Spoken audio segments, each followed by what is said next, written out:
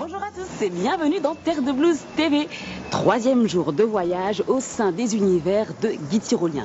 Et aujourd'hui, on s'arrête sur un aspect incontournable de notre grande figure margalantaise, sa dimension poétique. Comment écrivait Guy Tyrolien? On en parle tout de suite avec notre premier invité, Ronald Selbonne. On y va.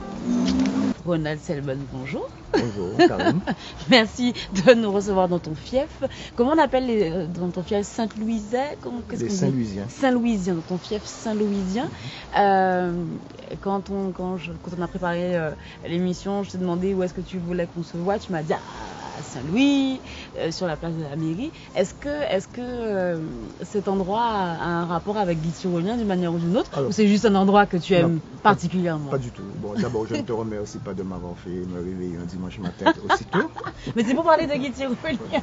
Alors, plaisanterie à part. Non, tu m'as demandé un endroit emblématique. Bon, et là, il y avait derrière la mairie, en bas la mairie là, c'est ton côté en bic, ça nous raconte Sénat. Là, nous, c'est beaucoup ça nous déclaré, nous parler, donc voilà. Ok, tout de suite, ça fait le temps d'attendre, alors bien ça. Ok. Eh ben voilà, nous là, Saint-Louis. Et sans parler Déo. Je sais même plus si on doit parler créole ou pas. J'ai deux langues. Oh, c'est ça, exactement. Donc on va switcher. Est-ce que toi tu as connu Guy Tyrolien? Est-ce que tu l'as rencontré? Si tu l'as rencontré, c'est quoi le dernier souvenir que tu as de lui? Ok. Alors ma rencontre est d'abord une rencontre scolaire. J'ai appris comme tous les enfants de Marie-Galante. La prière. La prière et retour à Marie-Galante, retour au pays natal. Ensuite, en 78, 77 ou 18, quand il s'est présenté aux législatives, il a tenu une conférence sur le marché de Saint-Louis. D'accord. Et je devais avoir, je pense, 10 ans. Et je me rappelle, j'étais scotché à écouter ce monsieur fouter français à terre. Tu es aussi un amoureux de Guy Tyrolien, un amoureux de ses mots.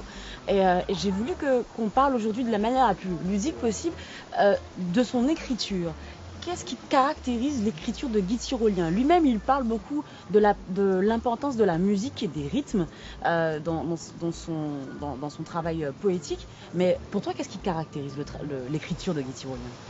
Bon, il faut parfois écouter ce que nous disent les écrivains, les artistes de leur art. Dans un poème de Feuilles vivantes au matin, il dit « Je change en mélodie le tumulte du monde ». Je crois que cette phrase résume parfaitement la poétique de Guy Tyrolien. En effet, la musique et la musicalité est au cœur de son œuvre, que ce soit par les titres. Les titres, par exemple Satchmo, les références thématiques, et même quand on analyse le vocabulaire utilisé, les mots comme rythme, musique, mélodie, ce sont les mots les plus utilisés dans sa poésie. Quand par exemple dans un poème, il dit « Et ma race aussi vivace que l'acacia coriace qui pousse à ses domaines ». Okay. Ça, c'est quand on prend le poème en hommage à Armstrong Satchmo. Non, ne fermez pas l'oreille au quai, au sanglot, au subtil glissando, la stridence à l'insistance, à la cadence des swingés haut par la trompette de Satchmo. C'est de la musique. Ouais, c'est inspiré. Et je suis presque sûr, je ne suis pas musicien, mais je suis presque sûr que les textes de Tyrolien peuvent être mis en musique sans aucun élagage. Sans plus d'artifice. Sans plus d'artifice, tout à fait. Guy Tyrolien disait de lui-même que ce qui était important pour lui, c'était pas tant sa performance littéraire, c'est ce qu'il disait, mais le sens des choses. On a beaucoup dit que Guy Tyrolien était un auteur simple. Lui-même, il le dit dans une certaine mesure. Est-ce que toi, tu penses qu'il est si simple que ça? Alors, il y a chez Tyrolien ce que j'appelle une simplicité d'accès. Oui. C'est-à-dire le texte paraît simple, il est simple. La preuve, c'est qu'on l'étudie au primaire, au collège. Mais quand on rentre dans le nanan, on voit le travail. Donc c'est une simplicité d'accès, d'appel. Mais il y a en œuvre dans la poésie de Tyrolien toutes les ressources possibles de la langue, de la rhétorique. je vais pas passer en revue là, c'est pas, Oui, c'est pas le moment, on va pas passer en Mais- revue tout ce qu'il utilise comme figure de style.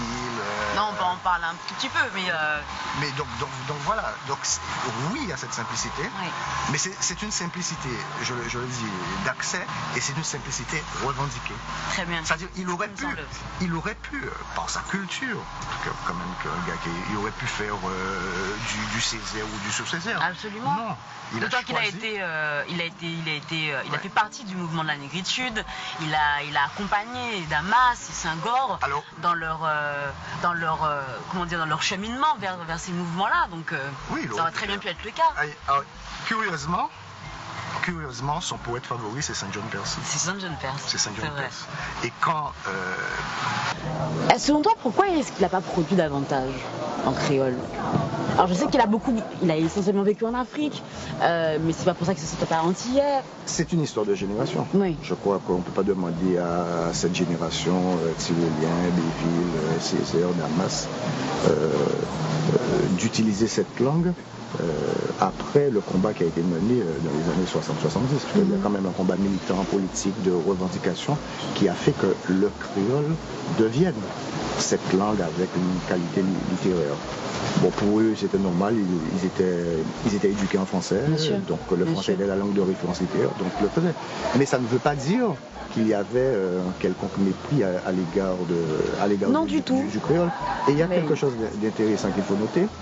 J'ai lu ça dans son dossier personnel aux archives d'Aix-en-Provence, c'est qu'il s'est appliqué aussi en Afrique à étudier les langues dites locales. Donc voilà. Pour toi, quel héritage il laisse? Qu'est-ce qu'on doit retenir de Guy Tyrolien aujourd'hui? Toute cette génération, je crois, cette génération a ouvert la voie de la prise de conscience nègre, de la prise de conscience de ce que nous sommes. Bon, c'est déjà un grand pas. Par ailleurs, c'est une génération qui était portée vers l'excellence. Et je crois que s'il y a quelque chose qui doit rester, c'est que le combat pour l'excellence, quel que soit le domaine dans lequel on exerce, ce combat doit continuer. Si on est poète, il faut qu'on soit très bon poète. Si on est musicien, très bon musicien, danseur, pareil, pêcheur, c'est tout ce que vous voulez, mais que nous le fassions. Qu'on entreprenne. Et qu'on ait le sens du pays. Oui. Non, ne fermez pas l'oreille au hoquet, au sanglot, au subtil glissando, à la stridence, à l'insistance, à la cadence des blues. Swingéo par la trompette de Satchmo.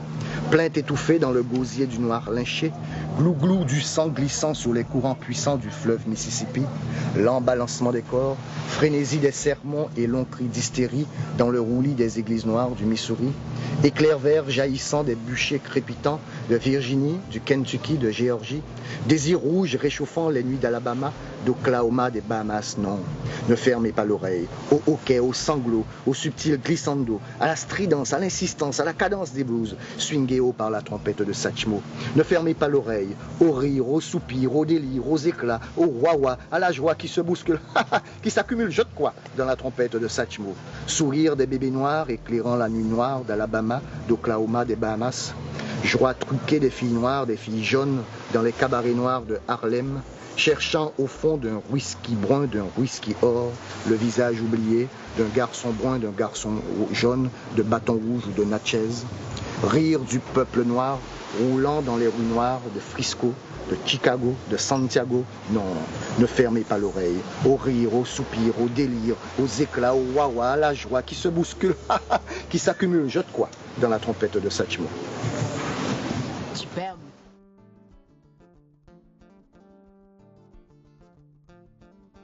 Du rythme, des mots qui sonnent, du vécu, l'organique était donc au cœur du travail poétique de Guy Tyrolien. Et cette organicité, l'auteur a su la faire entendre jusque dans le cœur des poètes des couleurs que sont les plasticiens. Anaïs Verspan et Joël Nankin sont les artistes plasticiens invités du festival Terre de Blues. Je vous propose de partir à la découverte de leur exposition hommage à Guy Tyrolien. L'artiste Anaïs Verspan partage cet espace d'exposition avec Joël Nankin. quelqu'un qui l'a invité à rendre hommage à Guy Tyrolien. L'artiste a été en résidence juste avant cette exposition. Elle s'est mise en résidence avec Guy Tyrolien lui-même et elle est partie du poème Ghetto, une façon de résister face à un univers d'uniformisation et puis un univers d'exotisme aussi, d'où la dématérialisation du madras et la présence du plexiglas comme une extension des mots de Guy Tyrolien. Je vous laisse apprécier.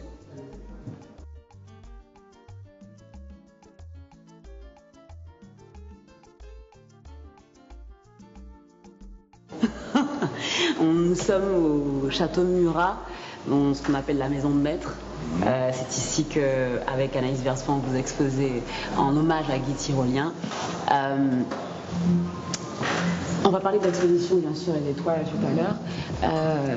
Je veux savoir si tu avais connu, toi, personnellement, est-ce que tu avais rencontré Guy Tyrolien? J'ai eu le bonheur et la chance de rencontrer ce grand homme. Oui. Et ça m'a fait quelque chose. Et c'est quoi le dernier souvenir que tu gardes de lui? C'est une certaine rencontre chez mon frère Michel à Grandbourg. Et je sortais moi-même de prison. Et donc c'était une très belle rencontre parce que ce que nous nous sommes dit restera jamais gravé dans ma tête. Et c'est quelqu'un qui... il avait un certain regard sur la Guadeloupe qui nous rapprochait. Voilà. C'est beau et c'est émouvant aussi. Alors, ce que j'ai voulu tenter avec... en venant vous voir à cette expo-là, c'était de parler, en fait, faire une sorte de parallèle entre la poésie des mots et la poésie des couleurs. Et ce que j'aime beaucoup dans ton travail, c'est cette poésie-là. Je voulais savoir ce qui te rapproche et t'éloigne de Guy Tyrolien dans ton travail, toi, justement, dans ta peinture. Oui, j'aime bien la question parce qu'en fait, quand j'ai commencé à peindre, il y a eu deux étapes. Il y a eu une étape où je peignais uniquement pour m'éblouir, me satisfaire, me plaire et puis plaire aux autres.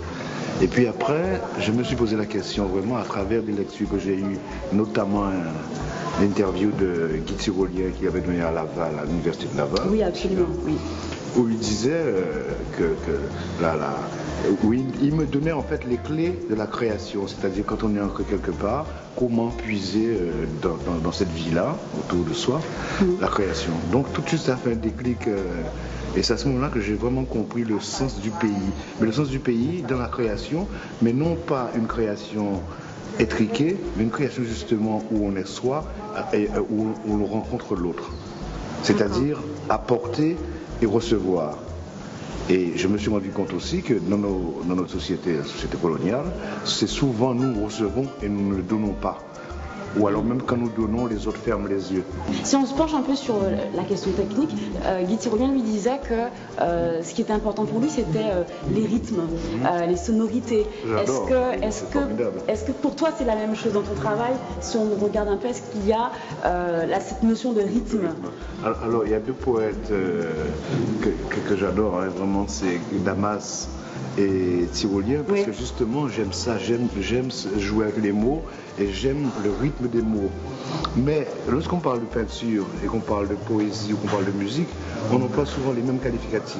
C'est-à-dire on a une tonalité, on a un rythme, on a... Voilà. Donc je pense que entre la poésie et la peinture, il n'y a pas beaucoup de différence sauf le médium. C'est-à-dire que les mots, moi quand je, par exemple, moi me concernant, c'est une narration. Oui. Hein, donc c'est forcément des mots. Oui, très bien.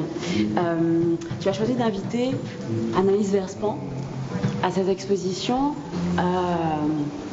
Je sais ton envie, ton besoin de transmettre. Et de partager, surtout un homme d'amour et de partage.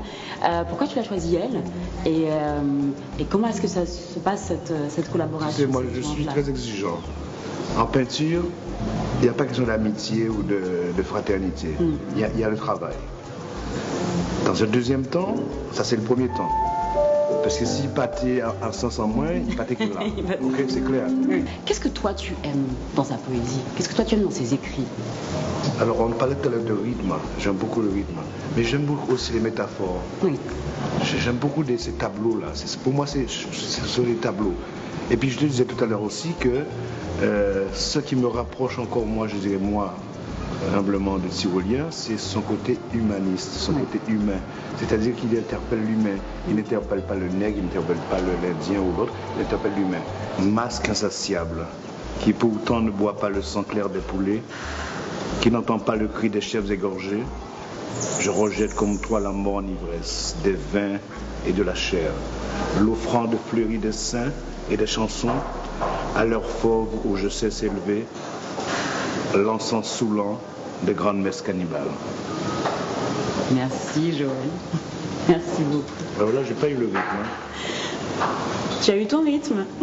Vous avez pu le voir, Guy Tyrolien était un poète des tripes et du cœur, à l'image des artistes qui se produiront ce soir sur la scène du Château Murat. El Grupo Compay Segundo, Fada Freddy et Ayo vont sans aucun doute nous emmener loin ce soir. Nous on se retrouve demain, même site web pour plus de Guy Tyrolien. Alors à demain, ciao!